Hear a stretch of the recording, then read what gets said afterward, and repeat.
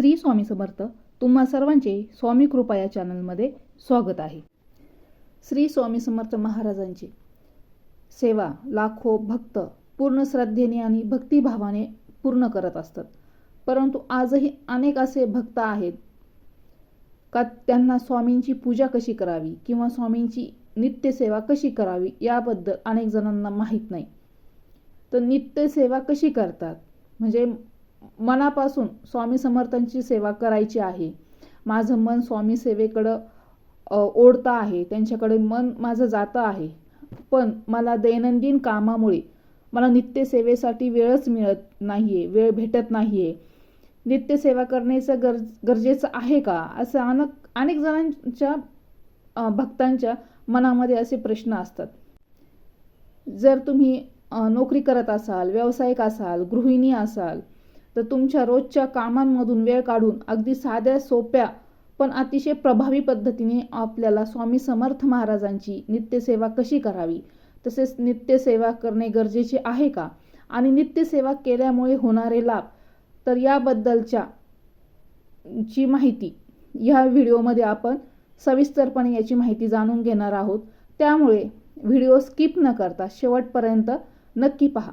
आणि स्वामी कृपा या चॅनलवरती तुम्ही नवीन असाल तर आजच स्वामी कृपा या चॅनलला सबस्क्राईब करा आणि कमेंटमध्ये श्री स्वामी समर्थ लिहायला विसरू नका.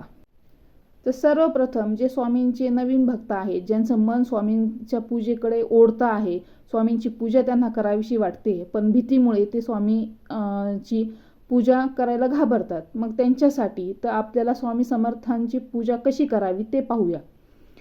तर आपल्या देवघरात मनाला भावेल अशी स्वामींची मूर्ती किंवा प्रतिमा म्हणजेच फोटो आणावा.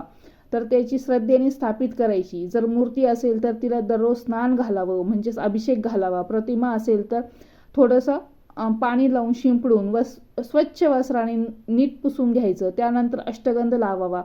आपल्याकडे जी फुलं उपलब्ध असेल ती स्वामींना अर्पण करायची.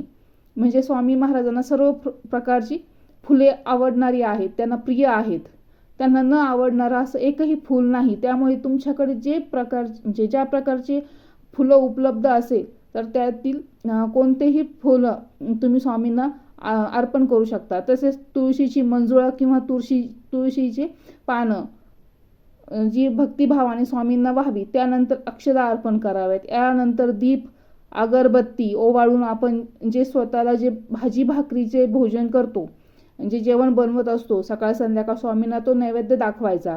कधी एखाद्या वेळी शक्य नसेल, आपली स्नान वगैरे झालेलं नसेल तर साखर पेढा किंवा घरामध्ये जे काही एखादं फळ असेल तर ते जरी फळ तुम्ही अर्पण केलं तरी काही हरकत नाही. म्हणजे आपण जे काही जेवण बनवतो, जे काही आपल्याकडे खाद्यपदार्थ करतो, जे काही ग्रहण करतो, त्यातील प्रत्येक गोष्ट आपण आधी स्वामींना अर्पण करण्याची भावना ठेवावी. हीच खरी भक्ती आणि सेवा आहे. नैवेद्याच्या बाबतीत सुद्धा अनेक जण म्हणतात की स्वामी महाराजांना हा नैवेद्य चालत नाही, तो नैवेद्य चालत नाही. तर असे काहीही नाहीये. स्वामींना कधीच प्रिय अप्रिय असा कोणताही भेद करत नाही. कारण संपूर्ण सृष्टीचे जनकच स्वामी महाराज आहेत. त्यामुळे सर्वच पदार्थ त्यांना आवडीचे आहेत. म्हणून मांसाहार वगळता जो काही तुम्ही घरामध्ये आहार बनवत असाल, जेवण बनवत असाल किंवा जे काही असेल तुमच्याकडे फळं मिठाई वगैरे, ते तुम्ही सर्व सकाळ संध्याकाळी स्वामींना ठेवू शकता. तसेच सकाळी उठता सर्वप्रथम स्वामींचं स्मरण करावं. घराबाहेर पडताना पण बाहेरून पडताना तसेच बाहेरून घरी परत आल्यावर आधी स्वामींचं दर्शन किंवा मनोमन स्मरण अवश्य करायचं आहे.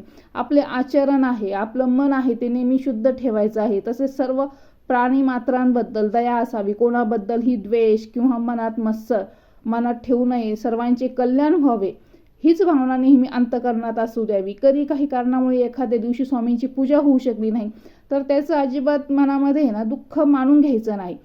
कारण की काय होतं ना, फार मनामध्ये वाटतं की आज माझ्याकडून स्वामींची पूजा झाली नाही, मग काय होईल काय नाही. तसं काहीच नाही. तर मनापासून स्वामींची क्षमा मागावी आणि सतत आपल्या मनामध्ये स्वामींचं सतत नामस्मरण करत राहावं. कारण बाह्य कर्मकांडाचं जर आपण देखावा करण्यापेक्षा अंतःकरणातूनच स्वामींवर प्रेम निष्ठा ठेवणं अधिक महत्त्वाचं आहे. तर आता पाहूया स्वामी समर्थांची नित्यसेवा म्हणजे काय. तर बघा, दररोज नित्यनियमाने आणि भक्तिभावाने स्वामींची पूजा आणि नामस्मरण करणे म्हणजेच नित्यसेवा होय. एकदम सोपी पण अत्यंत प्रभावी ही सेवा आहे. त्यासाठी तुम्हाला तासनतास बसून नामस्मरण करण्याची गरज नाही, जप करण्याची गरज नाही. तर यामध्ये सर्वप्रथम तुम्हाला 11 माळी श्री स्वामी समर्थ या मंत्राचा जप करायचा आहे. तर बऱ्याच म्हणजे जणांचा प्रश्न असतो की हा देखील प्रश्न असतो की श्री स्वामी समर्थ या मंत्राच्या माळी 11 माळी जप का कराव्या, 11च का कराव्या? तर एक माळ जप केला तर नाही चालणार का? तर बघा, एक माळ जप केला तरी चालेल, पण ज्यावेळी आपण 11 माळी जप करतो त्यामध्ये प्रत्येक माळेला विशेष असे महत्त्व असते.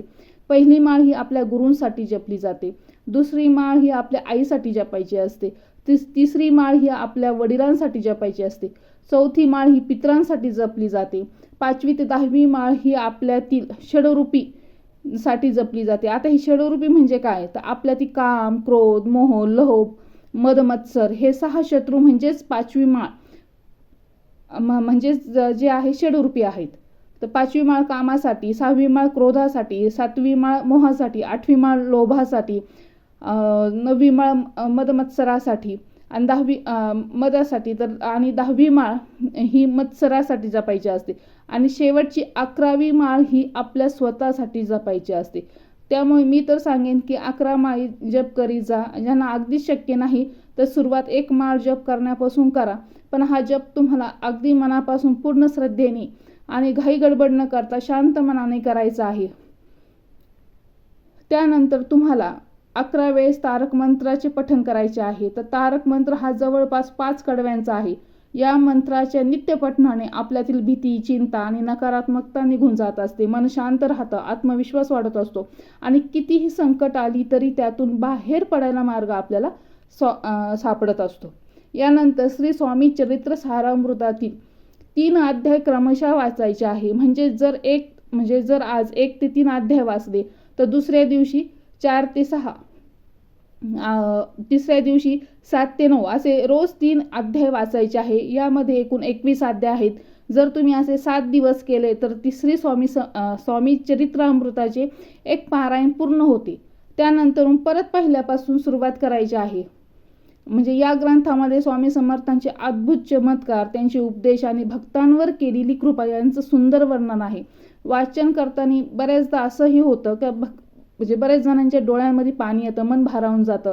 माझ्या पण बऱ्याचदा मला स्वतःला सुद्धा असे अनुभव येतात की स्वामी चरित्र वाचता वाचता माझ्या डोळ्यातून पाणी आलेलं आहे. आणि स्वामींच्या जीवनातील प्रसंगांमधून आपल्याला धैर्य, श्रद्धा आणि समाधान शिकायला मिळतं. ही आहे स्वामींची अतिशय सोपी पण अशक्य गोष्टींनाही शक्य करणारी ही सेवा आहे. तर आता ही सेवा नक्कीच करायची आहे. तशी तर सदा सर्व काळ स्वामींचं सेवा करता येते, परंतु म्हणजे सकाळची सेवा ही प्रभावी मानली जाते, कारण त्या सेवेला आपलं मन प्रसन्न असतं, घरात शांतता असते आणि वातावरण स्वच्छ असतं. पण तुम्ही तुमच्या कामाच्या वेळेनुसार सकाळी किंवा संध्याकाळी कधीही स्वामी सेवा करू शकता. सकाळी करणं शक्य नसेल तर संध्याकाळी सुद्धा स्वामी सेवा केली तरी चालेल. देव काय वेळ काळ पाहत नाही, तो आपली फक्त भावना पाहतो. आपली भावना किती शुद्ध आहे हे पाहतो. मन शुद्ध असेल तर कोणत्याही वेळी केलेली सेवा ही प्रभावी ठरते. तर ही सेवा करणं गरजेचं आहे का? तर याचे उत्तर आहे हो. म्हणजे मी तर म्हणेन प्रत्येकाने यथाशक्ती स्वामींची नित्य सेवा करायला हवीच. सांगायचं म्हणजे ही सेवा आपलं आत्मिक बळ. स्वामींची नित्य सेवा केल्यामुळे सर्व प्रकारच्या सांसारिक अडचणी दूर होऊन सुख व शांती मिळते. मन प्रसन्न आणि एकाग्र होतं आणि आपल्या इच्छा आणि मनोकामना पूर्ण होत असतात. आयुष्यातील सर्व दुःख आणि संकटे नाहीशी होतात. जर तुम्ही तुमच्या नोकरीच्या शोधात आहात किंवा नवीन व्यवसाय सुरू करत आहात तर तुम्हाला ही सेवा केल्याने त्यामध्ये नक्की यश मिळेल. तसेच आर्थिक अडचणी दूर होतात. स्वामीची कृपा आपल्यावर सदैव राहते. कोणत्याही प्रकारचा दोष आपल्या घरामध्ये राहत नाही. थोडक्यात नित्य सेवा केल्याने म्हणजे कोणत्याही प्रकारचे प्रश्न उरत नाही. तर बघा, आकाश किती मोठं आहे आपण मोजू शकतो का? नाही ना. अगदी तसंच स्वामींचं सेवेचं आहे का ती कोणत्या मोजमापात बसत नाही. जेव्हा आपण अंतर्मनातून पूर्ण श्रद्धेने आणि प्रेमानं स्वामींचं नामस्मरण करतो तेव्हा आपल्या खोलवर जे कर्मदोष साचलेले असतात ते नकळत आपल्याकडून पूर्वजन्मी झालेले असतात. ते एक एक एक एक करून धुवून जातात आणि आपलं मन स्वच्छ व्हायला लागतं. मग ज्या गोष्टी आजवर अशक्य वाटत होत्या त्या हळूहळू शक्य होतात. जिथे वाट चुकलेली वाटायची तिथे नवा रस्ता दिसायला लागतो आणि स्वामी सेवा करणे आपल्याला म्हणजे आपल्या साठून बसलेल्या जन्मोजन्मांतरीच्या कर्मांची गुंतावळ सोडवणं, ती जसजशी सुटत जाते तसतशी आपल्या आयुष्यात शांतता, समाधान आणि आनंद यायला लागतो. आता यासाठी महत्त्वाचं आहे सेवेमधील सातत्य. नित्य सेवेमध्ये अजिबात खंड पडू देऊ नका. सेवा थांबवू नका. जर मासिक धर्म आला किंवा सुतक आलं, जर कधी काळी बाहेरगावी जावं लागलं तर अशा ह्या कालावधीत वगळता आपली नित्यसेवा ही आपल्याला कायम सुरू ठेवायची आहे. सुरुवातीला काही अडथळेही येतील. एखादा दिवस तुम्ही कंटाळून जाल, एखाद्या दिवशी घरामध्ये वादविवाद होतील किंवा अडचणी वाटतील, पण हे स्वाभाविक असतं. ज्यावेळेस आपण घरामध्ये पूजापाठ करायला लागतो तर ह्या गोष्टी होतातच. पण जेव्हा आपण नवा आध्यात्मिक मार्ग स्वीकारतो तेव्हा आपल्या मागील जन्मातील किंवा या जन्मातील दोषांचा सामना आपल्याला करावाच लागतो. पण त्यातूनच मन शुद्ध होतं. म्हणून अशा वेळी सेवा थांबवू नका. उलट अधिक श्रद्धेने आणि भक्तिभावाने तल्लीन होऊन सेवा करा. मनात कोणत्याही प्रकारची शंका आणू नका. निशंक होऊन स्वामींची सेवा मनोभावेने सेवा करा. स्वामींवर विश्वास ठेवा. तुमच्या सेवेचे फळ हे नक्की तुम्हाला मिळेल. एकदा तुम्ही ही सेवा मनापासून सुरू केली की तुम्हाला जाणवेल की आपल्या आयुष्यात किती सकारात्मक बदल घडत आहेत. तर मंडळी, ही होती स्वामींच्या नित्य सेवेची माहिती. थोडीशी जरा तुम्हाला आज मी जी सांगितलेली माहिती उपयोगी वाटली, तुम्हाला आवडली असेल तर व्हिडिओला एक लाईक करा आणि कमेंटमध्ये श्री स्वामी समर्थ लिहायला विसरू नका. आणि ही माहिती आपल्या मित्रपरिवारासोबत शेअर करा. म्हणजेच स्वामींची नित्य सेवा करण्याची त्यांनाही एक अनुभव येईल, अनुभूती मिळेल. तर स्वामी कृपा या चॅनलला सबस्क्राईब करायला विसरू नका. जर काही तुमचे स्वामी सेवेबद्दल काही प्रश्न असतील तर तुम्ही कमेंटमध्ये नक्की विचारा. मी त्यांची उत्तरे देण्याचा नक्की प्रयत्न कर. तर पुन्हा भेटूया अशाच नवीन भक्तिमय आणि माहितीपूर्ण व्हिडिओमध्ये.